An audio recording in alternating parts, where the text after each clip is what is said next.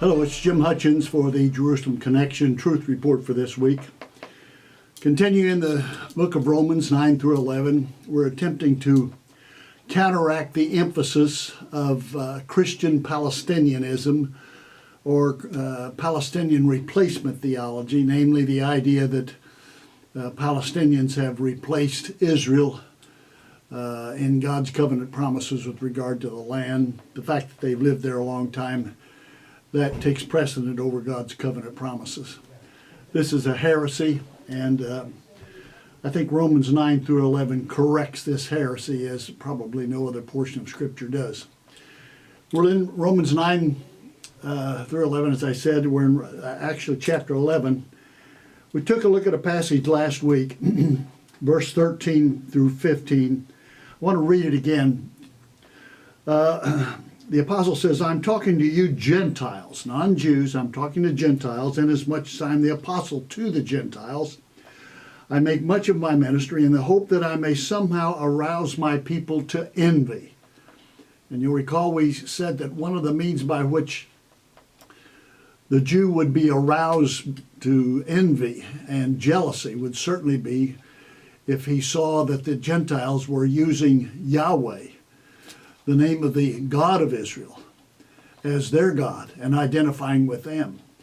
And of course Malachi says that from the rising to the setting of the sun, Malachi chapter 1 verse 11, from the rising to the setting of the sun, my name shall be great among the Gentiles.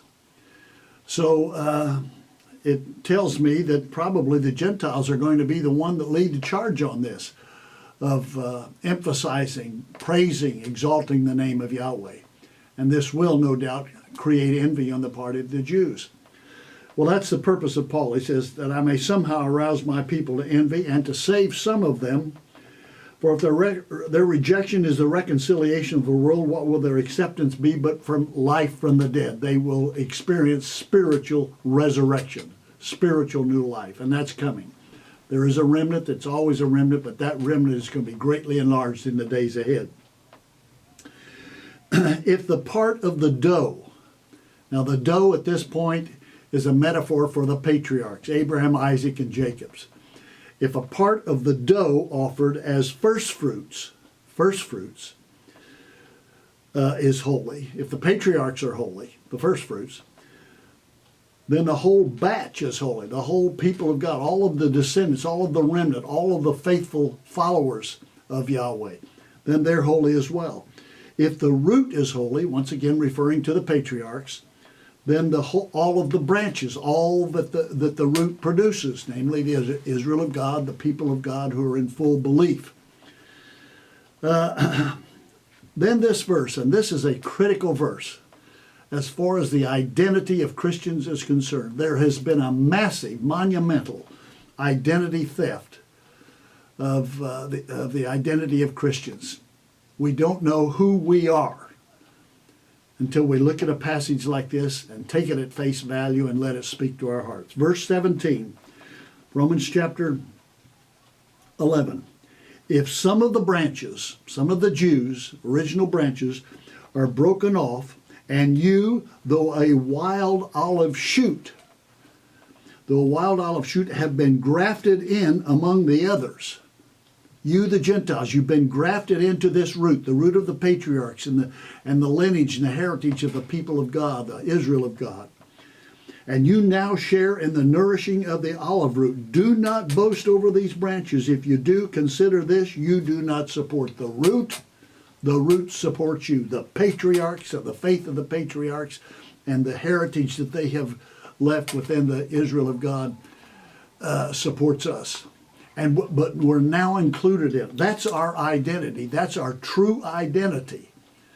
We're engrafted into the Israel of God. Now note what this does not say. This does not say that we're engrafted into the church. I'm going to talk more about that next week. But we are engrafted into the Israel of God, and there's a sense, a very biblical sense, in which not only does the church not replace Israel, but Israel, and according to this passage, replaces the church as we know it. I'll have more to say about that. But this is critical. This speaks to the very identity of who we are as non-Jewish believers in Jesus as Messiah. If you, though a wild olive shoot, have been grafted in among the others, and you now share in the nourishing sap of the olive root, namely the patriarchs and their descendants, their believing descendants, do not boast over these branches. If you do, consider this: you do not support the root, but the root supports you. We have been grafted in to the Israel of God. That's our identity, and that's the truth.